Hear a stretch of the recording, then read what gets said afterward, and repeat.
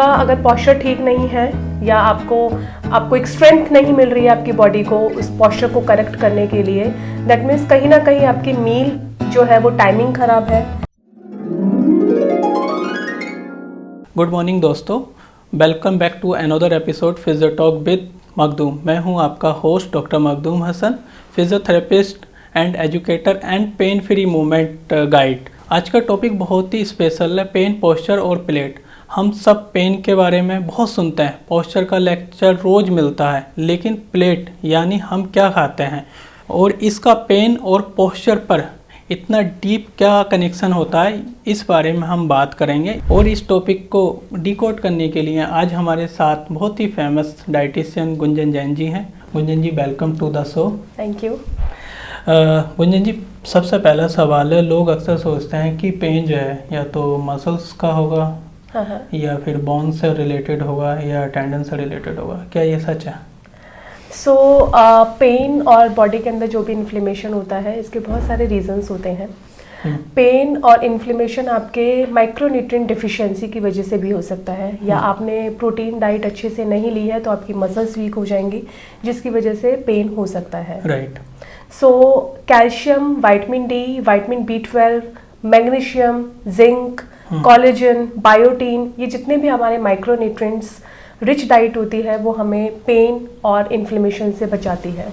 Right, बिल्कुल सही। हम फिजियो देखते हैं कि पेशेंट एक्सरसाइज करते हैं, पोस्चर सही करते हैं, फिर भी वापस से अपने जो ख़राब पोस्चर होता है ना, जिसकी वजह से जो पेन मैं समझता हूँ ज़्यादा उनको परेशान करता है, तो कैसे हम उनको सही कर सकते हैं? तो अगर डॉक्टर हम साहब डाइट की बात करें तो डाइट से रिलेटेड। तो डॉक्टर साहब, आपका बोलने का यहाँ पर ये है कि अगर पेन होता है या पोस्चर बिगड़ जाता है उस केस में, या फिर पोस्चर आपका पेन नहीं होता है, स्टिल पोस्चर हमारा स्लम्प होता है, राइट, तो आपका ये क्वेश्चन है कि जिन लोगों का पोस्चर खराब होता है या झुके हुए कंधे होते हैं या नेक आपकी स्ट्रेट नहीं रहती, हमेशा गिरती रहती है, तो उसका क्या रीजन है? राइट, ये आप जानना चाह रहे हैं। सो सबसे पहले इसमें ये होता है कि आपका अगर पोस्चर ठीक नहीं है या आपको एक स्ट्रेंथ नहीं मिल रही है आपकी बॉडी को उस पोस्चर को करेक्ट करने के लिए, दैट मीन्स कहीं ना कहीं आपकी मील जो है वो टाइमिंग खराब है, आपकी गट हेल्थ खराब है, जिसकी वजह से आपका सही तरीके से एब्जॉर्प्शन नहीं हो पा रहा है आपकी बॉडी के अंदर। तो ये सारे रीजंस होते हैं जिसकी वजह से आपका जो पोस्चर है वो स्लम्प हो जाता है।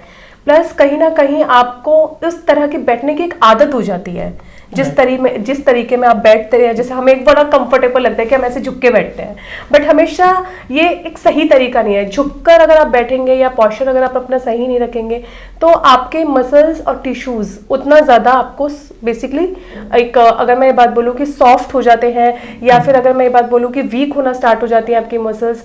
सो आपको सही तरीके से डाइट, गट हेल्थ का ध्यान रखना, अपने माइक्रोन्यूट्रिएंट के ऊपर फोकस करना, ये बहुत ज़रूरी होता है सही पोस्चर के लिए।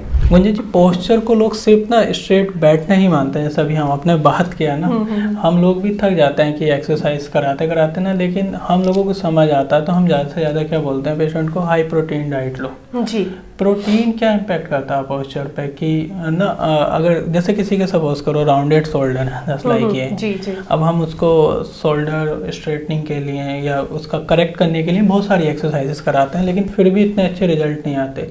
तो प्रोटीन इसमें क्या हेल्प करता है, या आप क्या कहना चाहेंगे कि जिसको बहुत थक चुके हैं ना कि वो पोस्चर ठीक ही नहीं हो रहा, बार बार सलम सलम सलम ये सब लेके जा रहे हैं ना, तो इसको हम कैसे ठीक कर सकते हैं? अगर डाइट के थ्रू या प्रोटीन का इंटेक, क्योंकि प्रोटीन पे भी बहुत सारी बात होती है। प्रोटीन मैं तो फेवर करता हूँ कि आप नेचुरल तरीके से लो। जी जी, ठीक है। तो हम स्पेशली अगर मैं शोल्डर की बात करूं, स्लम्प की बात करूं, कि हम एक्सरसाइजेस से भी अगर अच्छे रिजल्ट नहीं आ रहे हैं तो हम कैसे कर सकते हैं? स्पेशली वेजिटेरियंस जो पेशेंट होते हैं उनके लिए मैं बात करता हूँ ना कि प्रोटीन इंटेक्ट उनका इतना हो नहीं पाता। जी, so this is very good question again. Physiotherapy का ऑफकोर्स इसमें बहुत बड़ा रोल है जब हमारा पोस्चर ठीक नहीं रहता है। आई हैव एन एग्जाम्पल, मेरे पास एक क्लाइंट थी जिनका हमेशा, जो आप शोल्डर बता रहे हैं कि राउंड शोल्डर रहते थे या फिर झुके हुए शोल्डर रहते थे, तो उस केस में हमने एक फिजियोथेरेपिस्ट को दिखाया था और इवन आपको ही दिखाया था, तो आपकी हेल्प से बहुत ज़्यादा इम्प्रूवमेंट उनको मिली है। लेकिन डाइट को करेक्ट करना बहुत ज़रूरी है, जब तक, जैसा कि मैंने पहले बताया कि स्ट्रेंथनिंग जब तक मसल्स के अंदर नहीं आएगी, बोन्स के अंदर नहीं आएगी, या आप अच्छी डाइट नहीं लेंगे तो आपकी बॉडी को स्ट्रेंथनिंग नहीं मिलती है। सो प्रोटीन का जो रोल है इसके अंदर, प्रोटीन का बहुत बड़ा इंपॉर्टेंट रोल है। 80% जो इंडियन है और स्पेशली वेजिटेरियन, सो उनकी डाइट के अंदर प्रोटीन की डिफिशियंसी पाई जाती है। आजकल लोग एक कटोरी दाल खाकर ये सोच रहे थे कि हमने तो जीवन भर इतना ही प्रोटीन खाना है और ये प्रोटीन खा के मेरा तो वेट लॉस भी हो जाएगा या मुझे मसल्स को स्ट्रेंथनिंग भी मिल जाएगी, बट ऐसा नहीं होता है। हमारे जितने भी डेली टास्क होते हैं उसमें हर एक चीज़ में मसल्स की, टिश्यूज़ की, आपकी सेल्स की बहुत ज़्यादा ज़रूरत पड़ती है। अब जितना ज़्यादा मसल्स थकेंगी उतना ज़्यादा आपका बॉडी पॉस्चर भी बिगड़ेगा। सो मसल्स को स्ट्रॉन्ग करने के लिए या मसल्स को स्ट्रेंथनिंग देने के लिए, जैसे कि मैंने बताया था, कुछ माइक्रोन्यूट्रिएंट्स या प्रोटीन की ज़रूरत होती है, तो वो हमें अपनी डाइट के अंदर इंक्लूड करना चाहिए। इसमें सीधा सा एक आपका एक कैलकुलेशन है। सपोज एक सेडेंटरी पर्सन है, बहुत ज़्यादा वर्कआउट नहीं कर रहे हैं, तो उनका 0.8 ग्राम पर केजी बॉडी वेट प्रोटीन खाना चाहिए। लेकिन अगर इसी जगह कोई मसल टियर हो गया है या ट्यूबरक्लोसिस में भी कई बार हमारा प्रोटीन रिक्वायरमेंट बढ़ जाता है, या किसी का कार्टिलेज जो है वो वीक है, या बहुत ज़्यादा आपका पॉस्चर ही खराब है, तो उस केस में 1 ग्राम पर केजी बॉडी वेट आपका प्रोटीन हो जाता है। बट मेक श्योर आपका प्रोटीन अगर सही तरीके से खाया जाता है, सही तरीके से एब्जॉर्ब किया जाता है, तो आपकी काफ़ी हद तक प्रॉब्लम सॉर्ट आउट हो सकती हैं। Very good. अच्छा, एक दूसरा जो मेरे खुद के सवाल हैं, पहले मैं उन्हीं को कवर कर रहा हूँ। डिहाइड्रेशन की वजह से क्या प्रॉब्लम्स आती हैं? जैसे मैं देखता हूँ जो लोग वाटर इंटेक जिनका बहुत कम है, लो है, तो उनको स्पेशली स्टिफनेस ना, इन्फ्लेमेशंस और जो हीलिंग प्रोसेस है ना वो बहुत स्लो हो जाता। तो क्या वाटर इंटेक हमें कितना होना चाहिए? क्या ये जैसा अभी प्रोटीन का आपने बताया ना कि वेट के हिसाब से पर केजी 0.8 ग्राम होना चाहिए, वैसे ही कुछ वाटर का भी रहता है, और हाइड्रेशन का कितना इम्पैक्ट पड़ता है हमारे स्टिफनेस को प्रिवेंट करने में? सो अगेन मैं इसके लिए ये बोलना चाहूँगी कि हाइड्रेशन सिर्फ प्यास बुझाने के लिए नहीं होता है डॉक्टर। सो जनरली लोग समझते हैं कि अच्छा पानी पी लिया और हमारी जो थर्स्ट है, जो हमारी प्यास है, वो बुझ रही है, but water is the key to prevent our organs, number 1। Number 2, हमारे ब्लड फ्लो में जितने भी न्यूट्रिशन होते हैं, जो आपका डाइजेशन और डाइजेशन से आया है, वो हमारे ब्लड के अंदर जाते हैं न्यूट्रिशन, और वो जो न्यूट्रिशन ब्लड के अंदर जाते हैं, ब्लड और वाटर मिलके जहां जहां हमारी बॉडी को जरूरत होती है, मसल्स में अगर प्रोटीन की जरूरत है वहां पहुंचा देगा, आपकी आईज को विटामिन ए की जरूरत है तो वहां पहुंचा देगा। तो हमारी बॉडी के अंदर जहां जहां हमें न्यूट्रिशन की जरूरत है, वहां पर वाटर एंड ब्लड मिलकर काम करते हैं। अगर वाटर की डेफिशिएंसी, बेसिकली अगर आप डिहाइड्रेटेड हैं या वाटर नहीं पिया है, तो कई लोगों में माइग्रेन की प्रॉब्लम भी देखी गई है।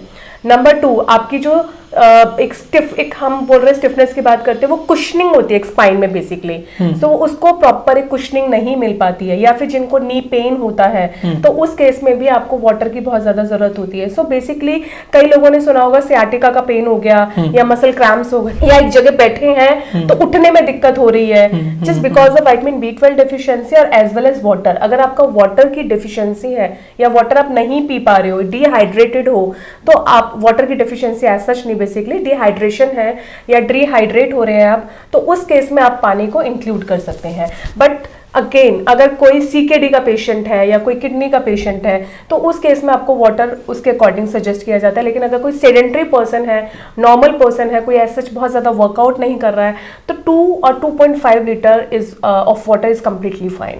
ओके, हमारा जो नेक्स्ट सेगमेंट है पेन फ्री ईटिंग। अच्छा, ठीक है। तो अब लोगों को ये समझना जरूरी है कि पेन फ्री ईटिंग क्या होता है। गुंजन जी, अगर हम बात करें कि अगर हम जो डेली रूटीन में जो हम डाइट फॉलो करते हैं, तो हम ऐसा क्या खाएं, या हमारा जो प्लेट्स में क्या होना चाहिए बेसिकली, अगर मैं अगर हम बात करते हैं, तो प्लेट्स में ऐसा क्या होना चाहिए कि जिसकी वजह से हमारा जो लाइफ स्टाइल है वो थोड़ा ईजी रहे, पेन फ्री रहे हम? जी बिल्कुल, ठीक है। देखिए, लॉन्ग सिटिंग आवर्स बहुत ज़्यादा पेन लोग फील कर रहे हैं। बैक पेन, सर्वाइकल पेन, क्योंकि सारा टाइम लैपटॉप पर काम करना जिसकी वजह से सर्वाइकल पेन। हाउसवाइफ्स जो होती हैं मोस्ट ऑफ द टाइम खड़े होके खाना बना रहे हैं, क्योंकि आजकल वो चलन चल गया है खड़े होके, अदरवाइज पहले लोग बैठकर काम करते थे, राइट। तो उसकी वजह से उनका पेट, उनका जो भी बैक है या नीज है, बहुत ज़्यादा उन पे जोर नहीं आता था। बट आज के टाइम में वेट बढ़ गया है, अब खड़े खड़े आप काम करते हैं तो पेन भी आ सकता है, मसल्स फटीग है क्योंकि आप प्रोटीन डाइट नहीं ले रहे हैं। तो आपको मैं, अगर आपको पेन फ्री लाइफ जीनी है अपनी, सो 5 ऐसी चीजें हैं जो आपको अपनी डाइट के अंदर इंक्लूड करनी है। Number 1, anti inflammatory diet. So anti inflammatory that means जो बॉडी के अंदर इन्फ्लेमेशन बढ़ रही है, पेन उसी की वजह से बढ़ता है। स्टिफनेस हो गया, शोल्डर पेन हो गया है, या आपके नी पेन हो रहा है, बैक पेन, या जो भी आपको सर्वाइकल इश्यूज हो रहे हैं, जस्ट बिकॉज ऑफ आपने बेसिकली आपकी बॉडी के अंदर इन्फ्लेमेशन बढ़ रही है। सबसे पहले रूट कॉज को फाइंड आउट करना है कि हमें ये इन्फ्लेमेशन क्यों बढ़ रही है। So we need to include anti inflammatory diet to reduce your inflammation in your body. So अदरक हो गया, हल्दी हो गया, जिंजर हो गया, इवन हमारे तुलसी हो गया, तो हमारी एंटी इन्फ्लेमेटरी है। सो ये सारी चीज़ें आप अपनी डाइट के अंदर डे टू डे इंक्लूड कर सकते हैं, बट डेली बेसिस पर नहीं लेना है। डेली बेसिस पे भी, क्योंकि इनके कोई साइंटिफिक रीज़न होते हैं। अगर आप डेली बेसिस पर लेते हैं तो ये साइड इफेक्ट्स भी कर सकते हैं। तो इनका तरीका होता है कि आपने 5 दिन या एक हफ्ते आपने हल्दी ले लिया, एक हफ्ते आपने तुलसी का पानी ले लिया। तो ये इस तरीके से आप ये प्रोसेस कर सकते हैं। नंबर 2 आपका आता है fruits and vegetables. So fruits and vegetables again हमारे एंटी इन्फ्लेमेटरी और एंटीऑक्सीडेंट होते हैं, तो ये भी आप अपनी डाइट के अंदर इंक्लूड कर सकते हैं। नंबर 3 आता है आपका gut friendly food. Gut friendly जैसे फॉर एग्जांपल कर्ड हो गया आपका, ठीक है, योगर्ट हो गया, और आपका इवन कैफिर का बड़ा नाम सुना होगा यहाँ पर, आई डोंट नो इंडिया में मिलता है नहीं मिलता है, बट कैफिर भी हमारा प्रोबायोटिक एंड प्रीबायोटिक होता है। प्लस राइस एंड कर्ड का बहुत अच्छा कॉम्बिनेशन है। हम जनरली पेन में सोचते हैं कि राइस और कर्ड ना खाएं, ठंडा होता है, या इस तरीके से हमारे और ज्यादा पेन कर देगा। बट अगर आप घर के बने हुए जो एक वी कैन से लाइक बहुत ज्यादा ठंडा ना करके चावल को, और उसको हल्का सा सौते करके एक टमाटर प्याज के अंदर और दही के साथ आप उसको खाएंगे, रूम टेम्परेचर का दही होना चाहिए, तो आप आराम से इंक्लूड कर सकते हैं। ऐसा कुछ नहीं है कि पेन उससे बढ़ जाता है, ठीक है। पेन बढ़ने का कुछ और रीजन हो सकता है, बट जनरली हम सोचते हैं कि जैसे बादी हो गई है, कई लोग बोलते हैं, तो वो सब चीजें नहीं होती हैं।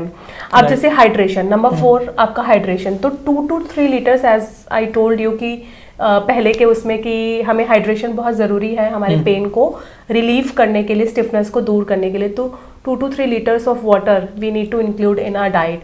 नंबर 5 आपका आता है high protein intake. So high protein again अगर आप अपनी डाइट के अंदर दाल, स्प्राउट्स, और इवन अगर आप नॉन वेजिटेरियन हैं तो चिकन, एग्स इंक्लूड करते हैं, तो आपको अच्छा खासा प्रोटीन मिल जाता है। प्रोटीन में आप लोबिया सैलड, छोले सैलड, ये चीज़ें भी आप इंक्लूड कर सकते हैं instead of protein supplements. Protein supplements आप तभी अपनी डाइट के अंदर इंक्लूड करिए जब बहुत ज़्यादा आपके प्रॉब्लम्स बढ़ती हैं। थैंक यू, बहुत ही प्रैक्टिकल था। नेक्स्ट सेगमेंट है common issue and nutrition links. हर घर का एक इशू है सर्वाइकल पेन, तो क्या ये डाइट से रिलेटेड है, या मतलब इसको क्या डाइट से हम इसको प्रिवेंट कर सकते हैं या इंक्रीज करता है, वो थोड़ा थोड़ा बताएंगे। पहले सर्वाइकल पेन पे बात करते हैं। जी, जैसे कि हम अभी पूरे सेशन में यही बात करते हुए आ रहे हैं कि इन्फ्लेमेशन अगर बॉडी के अंदर है तो आपका पेन एग्रीवेट होगा, बढ़ेगा आपका पेन। सर्वाइकल पेन में ऑफ कोर्स अगर आपका हाई शुगर है या प्रोसेस्ड फूड बहुत ज़्यादा खा रहे हैं या बिस्किट्स या कुकीज़ खा रहे हैं, तो जनरली सोचते हैं कि हम तो 1 या 2 बिस्किट्स खा रहे हैं, उससे क्या ही होगा। बट अगेन ये प्रोसेस्ड है, राइट। आप यू डोंट नो कि आप बिस्किट्स किस तरीके से बनते हैं, क्या ऑयल यूज किया जा रहा है, तो उतना ही आपकी बॉडी के अंदर इन्फ्लेमेशन बढ़ाता है। सो हमें अपनी डाइट के अंदर ऐसी चीजें इंक्लूड करनी है जो इन्फ्लेमेशन ना बढ़ाए। So cervical pain can cause could be basically just because of high sugar intake. अगर आपका शुगर इनटेक ज़्यादा है, प्रोसेस फूड ज़्यादा है, तो आपका सर्वाइकल पेन का जो एक पेन है वो एग्रीवेट ज़्यादा हो सकता है।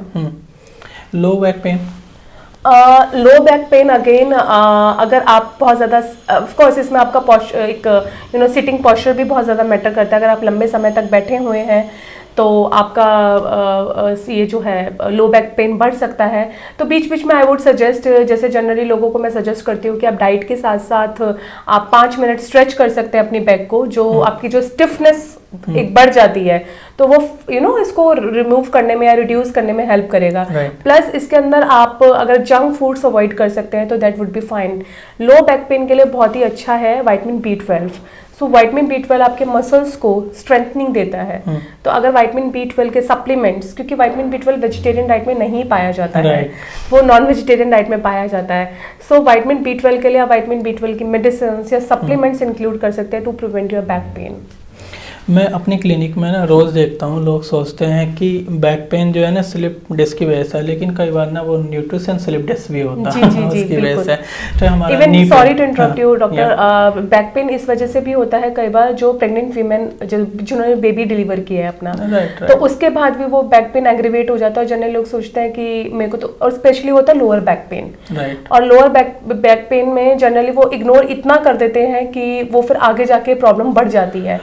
तो इस केस में मैं इस चैनल के माध्यम से ये बताना चाहती हूँ कि जितने भी जो एक पोस्ट डिलीवरी के बाद जो महिलाएं हैं उनको अगर ये प्रॉब्लम हो रही है तो consult with the physiotherapist, consult with the orthopaedic, consult with the dietician to start your proper diet plan और समथिंग जो आप हेल्प कर सकते हैं। अगर पोस्ट डिलीवरी जो पोस्टमार्टम जर्नी होती है ना, हाँ जी, तो वो स्पेशली दो चीज़ों पे, एक आपकी डाइट बहुत अच्छी होना चाहिए, दूसरा जो है अगर बैक पेन आ रहा है ना तो आप एकदम जनरल फिजियोथेरेपिस्ट के पास अगर ऑप्शन नहीं है तब जा सकते हो, लेकिन आप कोशिश करो कि आपके नियर बाई पेल्विक फ्लोर में जो स्पेशलिस्ट हैं फिजियोथेरेपिस्ट ना उनके पास आओ। ओके, ठीक है। नेक्स्ट बात करते हैं नी पेन। नी पेन के बारे में क्या है इसमें? मोस्टली जो इससे रिलेटेड इश्यूज आते हैं लाइक कार्टिलेज की कमी होना, सॉफ्ट टिश्यूज इंजरी होना, मतलब लिगामेंट इंजरी हो गई, मसल्स स्टिफनेस हो गई ना, तो इसमें डाइट का क्या रहता है? नी पेन में सबसे ज़्यादा जो एक जॉइंट्स पेन जिसे हम बात करते हैं, तो उसमें calcium, vitamin D, magnesium rich diet of course हमें इंक्लूड करना चाहिए। प्लस अगर किसी का वेट बहुत ज़्यादा है और बोन्स वीक होती जा रही हैं तो उसमें बहुत ज़्यादा नी पेन का खतरा बढ़ सकता है। चाहे उसमें फिर कुछ भी आप कर लीजिए, दवाइयाँ खा लीजिए या फिजियोथेरेपिस्ट के पास चले जाइए, बट जब तक आप वेट रिड्यूस नहीं करेंगे मुझे ऐसा लगता है कि कोई नी पेन आपको हेल्प नहीं कर सकता है।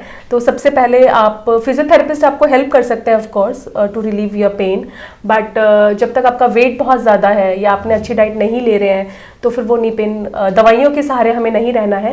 हमें बेसिकली अपनी डाइट को ही एक मेडिसिन बनाना है, तो वो बहुत ज़्यादा इंपॉर्टेंट रोल प्ले करता है। हमारा नेक्स्ट सेगमेंट है डाइट मिथ्स है कि पेन को इंक्रीज करती है डाइट लेने से।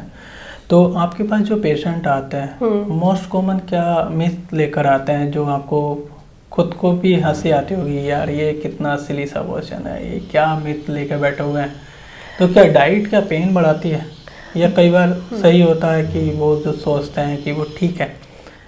इस पर थोड़ा सा हम बात करेंगे। देखिए, ये तो ऐसी बात हो जाती है जैसे अगर आप ब्लोटिंग इश्यूज में और किसी को ब्लोटिंग हो रही है और किसी को एसिडिटी बन रही है और स्टिल लोग मिल्क पिए जा रहे हैं, दूध पिए जा रहे हैं, या ऐसी कुछ डाइट फॉलो कर रहे हैं जो उनके बॉडी को सूट ही नहीं कर रही है। Same with the diet and pain. अगर आपको पेन है और उसमें आप ऐसी चीजें खा रहे हैं इन्फ्लेमेटरी, जैसे फॉर एग्जांपल आपने खा लिया ऑरेंजेस या आपने मौसमी खा लिया, ऑलरेडी ब्लोटिंग इश्यूज बढ़ रहे हैं, तो आपको क्या होगा, इससे और ज़्यादा आपको पेन एग्रीवेट हो सकते हैं। जैसे फॉर एग्जांपल आपने एसिडिटी के लिए ब्लोटिंग इश्यूज हो रही है और आपने खा लिया संतरा, ऑरेंजेस या मौसमी जूस पी लिया, अनार जूस पी लिया, तो आपके चेस्ट के नीचे डायफ्रागम, सो बेसिकली वहाँ पर क्या होगा, आपको पेन होना स्टार्ट हो जाएगा ब्लोटिंग की वजह से। सो ब्लोटिंग की वजह से अगर जब आपको पेन होएगा तो आपको लगेगा कि अरे ये तो मैंने ये गलत चीज़ खा ली जिसकी वजह से मुझे ये पेन हो रहा है, या मुझे तो कुछ भी सूट नहीं करता है, मैं तो खाना ही छोड़ूंगा। जनरली ये सोचते हैं कि मैं तो खाना ही छोड़ूंगा, क्योंकि my mother in law she is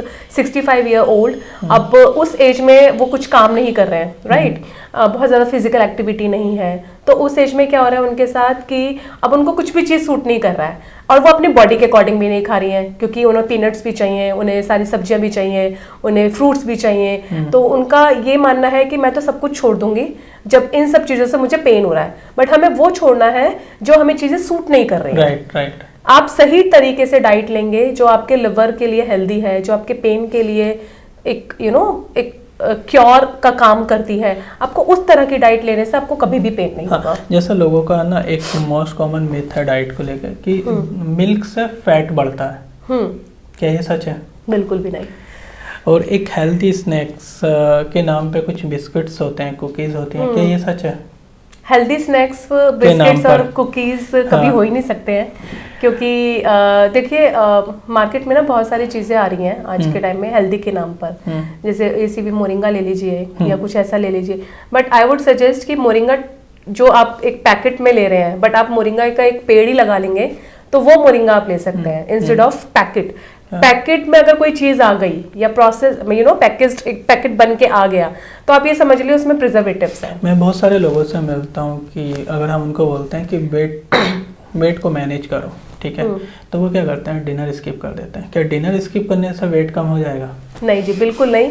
dinner skip उन लोगों को करवाया जाता है जो एक बेड रिडन पेशेंट है, जो बहुत ज़्यादा फिजिकल एक्टिविटी नहीं करते हैं या जिनको उतनी कैलोरीज की ज़रूरत है, और उनको डिनर स्किप भी नहीं कराया जाता है। बेसिकली उनकी जो कैलोरीज है उसके अकॉर्डिंग दी जाती है। जैसे फॉर एग्जांपल बेड रिडन, कोई बेड रेस्ट पे है 1 महीने से 2 महीने से, बहुत ज़्यादा कैलोरीज नहीं खा पा रहे हैं, बट आप चलते फिरते इंसान है, राइट, आप काम कर सकते हैं, भगवान ने इतना अच्छा आपको शरीर दिया है, आप उसको वर्कआउट ऑफ कोर्स स्टार्ट करिए, वर्कआउट करना स्टार्ट करिए और उसके अकॉर्डिंग अपना खाना चूज करिए और उसके अकॉर्डिंग आप अपनी कैलोरीज काउंट करके खाइए।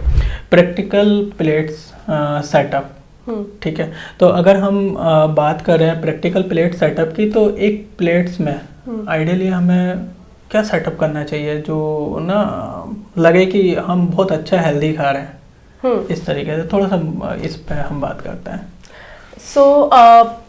सबसे पहले इसमें ना मैं एक क्वेश्चन ऐड करना चाहती हूँ कि माइंडफुल ईटिंग के बारे में हम बात करना चाह रहे हैं जनरली इसमें, राइट, कि हम कुछ भी ना खाकर, जैसे फॉर एग्जांपल हम अपने पेट के अंदर बहुत सारी चीजें नहीं भरनी है कि एक प्लेट है, इसके अंदर दाल भी है, इसके अंदर चावल भी, जो हम शादियों में जनरली करते हैं, ठीक है। सो हम ये सोचते हैं कि सूप भी ले लें, ये भी खा ले, वो भी खा ले, और जिसकी वजह से लिवर कंफ्यूज हो जाता है या गट कंफ्यूज हो जाता है कि पचाए क्या, डाइजेस्ट क्या करें, क्योंकि खा तो इतना सारा लिया है। तो सबसे पहले हमें माइंडफुल ईटिंग पर ध्यान देने की बहुत ज़्यादा ज़रूरत है आज के टाइम में। स्पेशली हमें कुछ भी कूड़ा कचरा अपने स्टमक के अंदर नहीं डालना है। एज वी नो आज के टाइम में इन्फ्लेमेशन बहुत ज़्यादा बढ़ गई just because of water, air pollution, जिस तरह से हमें आज के टाइम में एनवायरनमेंट मिल रहा है, कोई भी चीज़ फ्रेश नहीं है, सबके अंदर एडल्ट्रेशन है। सो सबसे पहले हमें ये चीज़ सोचनी चाहिए कि हम जो भी हमारे पास मिल रहा है, चाहे वो किसी भी फॉर्म में आ रहा है, उसको भी हमें सही तरीके से खाना है, क्योंकि जब तक आपकी हेल्थ है तभी आपकी वेल्थ है, राइट। अगर आपकी हेल्थ अच्छी नहीं है तो आप आगे जाके कुछ भी काम पे भी फोकस नहीं कर पाएंगे, मेंटल हेल्थ भी आपकी हैम्पर होएगी, फिजिकल हेल्थ हैम्पर होएगी, तो ये सारी चीजें मैटर करती हैं, आप परेशान रहेंगे। तो आपका जो एक हेल्दी प्लेट का एक रेशो होना चाहिए, वो किस तरीके से होना चाहिए। जैसे फॉर एग्जाम्पल अगर आप लंच कर रहे हैं, सो आपकी 1 चपाती और 2 चपातीज होनी चाहिए, यानी कि half we can say like 30% आपका कार्ब्स, देन आपका जो प्रोटीन होना चाहिए दैट इज 50%। 50% जैसे फॉर एग्जांपल आपने थोड़े से स्प्राउट्स रख लिए, थोड़ी सी दाल रख लिया, ठीक है, ये आपने एक प्रोटीन के लिए आपने कर्ड रख लिया। हमेशा कोशिश करिए दाल प्लस कर्ड का वैसे भी कोई कॉम्बिनेशन नहीं होता है, या तो वेजिटेबल होनी चाहिए या फिर सिर्फ दाल होनी चाहिए। दाल प्लस कर्ड का कॉम्बिनेशन नहीं है, this is not the right combination. So dal then vegetable, fibre आ गया आपका, एंड देन इसके बाद आपका कैल्शियम आ गया, राइट। तो इस तरीके से आपका एक एक प्लेट होती है जो आपको तैयार करनी होती है। बट हम उसमें से जनरली गलतियां क्या होती हैं कि आपने एक रोटी खाई, उसके साथ चावल खा लिए, फिर थोड़ी सी दाल खा लीजिए, हो गया हमारा एक healthy plate. But this is not a balanced meal. Balanced meal that means आपका प्रोटीन भी मिल रहा है, कार्ब्स भी मिल रहे हैं, कैल्शियम भी मिल रहा है, फाइबर भी मिल रहे हैं, विटामिन्स एंड मिनरल्स भी मिल रहे हैं। ओके, सो ये एक होल प्लेट होती है जो आपको पूरे दिन फॉलो करनी होती है और जिंदगी भर फॉलो करनी है। अच्छा, अभी जब हम इस पर बात कर रहे हैं तो एक आइडियली टाइम क्या होना चाहिए हमारा मील का, मतलब आपका ब्रेकफास्ट का क्या टाइम होना चाहिए। इंटरनेट पे बहुत सारे अवेलेबल हैं, लेकिन मैं एकदम इंटरनेट पे चैट जीपीटी भी आ गया ना, मैं उस सब चीज़ों पे विश्वास नहीं करता। मैं सीधा आपसे, जब मेरे पास हो ना तो आपसे हम बात करते हैं। ब्रेकफास्ट का क्या टाइम होना चाहिए, लंच का क्या टाइम होना चाहिए और डिनर का क्या टाइम होना चाहिए। ओके, सो हर किसी का टाइम आज के टाइम में अलग है, लाइफस्टाइल अलग है, बट एक अगर मैं बोलूँ कि प्रैक्टिकल जो टाइम होता है दैट इज़ 9 to 10 आपका ब्रेकफास्ट का होना चाहिए एंड 2 to 3 आपका लंच होना चाहिए। बट मोस्टली लोगों को ना जो एक हंगर पैंग्स होते हैं वो इवनिंग में होते हैं, क्योंकि लंच और डिनर के बीच में बहुत बड़ा टाइम गैप होता है। तो उस केस में आप 4 to 5 अपने लिए एक हर्बल टी रखिए या मखाना रखिए रोस्टेड फॉर्म में, या भेलपुरी रखिए। अगर आप एग्स खाते हैं तो बॉइल्ड एग्स रखिए, या आप इवन ज्वार की एक नमकीन भी आप रोस्ट करके एयर फ्रायर में यूज करके आप उसको बना सकते हैं। बट कुछ ना कुछ रखिए, क्योंकि लंच के बाद जो डिनर होता है 7 to 8 तो वो बहुत ज्यादा लंबा गैप हो जाता है, जिसकी वजह से कई लोगों को एसिडिटी एंड ब्लोटिंग के इश्यूज भी देखने को मिलते हैं। प्लस ऑफ कोर्स आपका मसल्स दोबारा से लिवर थक जाता है बेसिकली, सो लिवर फटीग यानी एग्जॉस्ट हो जाता है। सो दैट्स वाई हमें कुछ ऐसी चीज लेने की जरूरत है जो उसको दोबारा से बूस्ट अप कर सके। राइट। तो इसलिए हमें ये जो हमारा है टाइम 7 to 8 डिनर होना चाहिए। दूसरा जो है, अगर हम इसकी क्वांटिटी की बात करें कि जैसे लोग बोलते हैं ना कि ब्रेकफास्ट आप ज़्यादा से ज़्यादा हेल्दी ब्रेकफास्ट लो, फिर आप लंच ऐसा लो कि आपका ये लास्ट मील है, और डिनर ऐसा है कि बस थोड़ा सा बचा हुआ है घर में, अब इसी से गुजारा करना है, क्या ये ठीक है? सो ब्रेकफास्ट जनरली हमारा किंग साइज होना चाहिए, ठीक है, एंड लंच हमारा क्वीन साइज होना चाहिए, और जो हमारा डिनर है वो एक मैं ये बोलूँगी बहुत कम होना चाहिए ऑफ कोर्स, बिकॉज हम डिनर के बाद जनरली सोने चले जाते हैं। तो अब अगर आप खाना उसी टाइम पे डालेंगे अपने डिनर में और हैवी मील ले लेते हैं, जो जनरली लोग ले लेते हैं, क्योंकि ऑफिस से आ रहे हैं तो उस टाइम पे बहुत ज्यादा भूख लग रही होती है, क्रेविंग होती है, बहुत ज्यादा खाया जाता है। हाँ जी, हाँ जी, तो बहुत ज्यादा खा लेते हैं। उस केस में क्या होता है कि लिवर, आप सो गए हैं तो जो अंदर के ऑर्गन्स है ना वो भी सो गए हैं, काम कर रहे हैं, फंक्शनल ऑर्गन्स हैं, काम कर रहे हैं, बट उतना काम नहीं कर रहे हैं जो आपका एक एक्टिव एक लाइफस्टाइल है जिसमें आप भाग भी रहे हैं, चल भी रहे हैं, खाना भी खा रहे हैं, कुछ एक्टिविटीज कर रहे हैं। हमारे रात के टाइम पर हमारी जो एक्टिविटीज होती हैं, फंक्शनल एक्टिविटीज, वो कम हो जाती हैं। ना तो आप पानी पीते हैं, ना आप खड़े होके कहीं जा रहे हैं, ना फोन पे बात कर रहे हैं चलते चलते। तो जिसकी वजह से क्या होता है कि आपका अगर डिनर बहुत हैवी मील हो जाता है तो आपको फिर अगले दिन आपका हेडेक हो सकता है, आपको ब्लोटिंग इश्यूज हो सकते हैं, आपको थकान फील हो सकती है, तो ये सारी प्रॉब्लम्स क्रिएट हो सकते हैं। तो हमेशा डिनर थोड़ा सा लाइट होना चाहिए जो जल्दी से आपका गट उसको डाइजेस्ट कर सके सोने से पहले आपके। Very good. इसको हम फिजियो प्लेट भी बोलते हैं। अच्छा। जो आपको मतलब आपको मूवमेंट फ्रेंडली प्लेट्स बनाती है इस तरीके से। नेक्स्ट सेगमेंट है हमारा रैपिड फायर। अच्छा, ओके। आई थिंक ये सेगमेंट तो बहुत अच्छा होता है। चलिए छोटा सा रैपिड फायर करते हैं। पेन के लिए बेस्ट फूड क्या है? पेन के लिए बेस्ट फूड हल्दी और ब्लैक पेपर बहुत ज़्यादा ज़रूरी है, और प्लस अगर आप उसके साथ रात को मिल्क ले सकते हैं तो दैट विल बी ग्रेट। और हल्दी कभी भी अकेले डाइजेस्ट और एब्जॉर्ब नहीं होती है, करक्यूमिन होता है उसके अंदर, हमेशा ब्लैक पेपर ही लीजिए उसके साथ। ठीक है। Roast food for posture pain. Sorry, roast food for posture pain. Okay.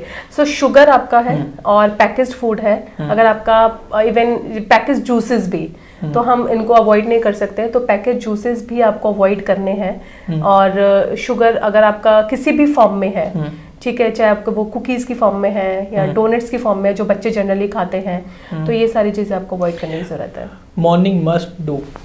Morning must do, I would suggest morning में सबसे पहले आप अपना हर्बल टी से स्टार्ट करिए इंस्टेड ऑफ ब्लैक टी और ब्लैक कॉफी और दूध वाली चाय।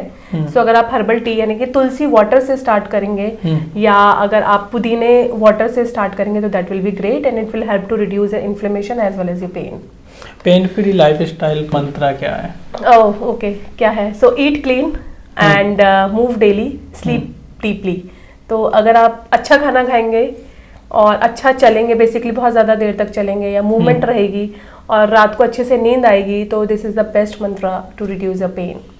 थैंक यू गुंजन जी, आपने पेन, प्लेट और पोस्चर के बारे में बहुत सारे मिथ क्लियर करे। Thank you so much for coming. And it was I would say, sorry to add, I just want to add, it's a really wonderful podcast and lovely discussion with you, because generally लोग आज के time में बहुत ज़्यादा pain feel करते हैं किसी ना किसी चीज़ में, चाहे वो माइंड से हो, चाहे वो फिजिकल पेन हो, चाहे और कोई पेन हो बेसिकली।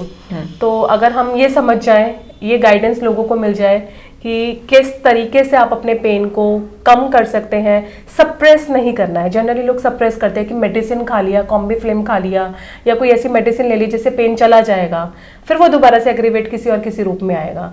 तो आई वुड सजेस्ट कि कोई भी दवाई ना ले जिसको जो आपके पेन को खत्म तो कर दे बट उसको क्योर ना करें। थैंक यू सो मच यहाँ आने के लिए। जिसको भी ये वीडियो और पॉडकास्ट अच्छा लगा, ये सेशन अच्छा लगा, तो इस चैनल को ज़रूर सब्सक्राइब कीजिए, शेयर कीजिए अपने फ्रेंड्स के साथ और लाइक का बटन दबाना मत भूलिएगा। Thank you so much Kunjan ji.